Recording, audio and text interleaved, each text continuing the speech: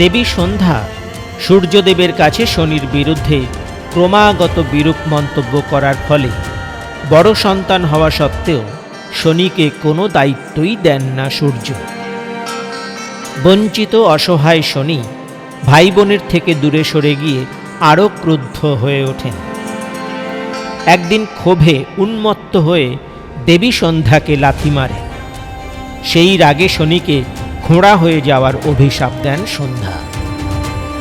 মাতাকে লাথি মারার জন্য শনির ওপর ক্রুদ্ধ হয়ে ওঠেন সূর্য, কিন্তু বেশি অবাক হলেন সন্ধ্যার ভূমিকায়। একজন মাতা কি করে তার সন্তানকে এমন অভিশাপ দিতে পারে? শেষ পর্যন্ত সূর্যের কাছে ভেঙে পড়ে তাকে সব কথা জানাতে বাধ্য হন সন্ধ্যা। শনির ওপর এতদিন এত অন্যায় হয়েছে বুঝতে পেরে নিজের ভুল স্বীকার করেন সূর্যদেব।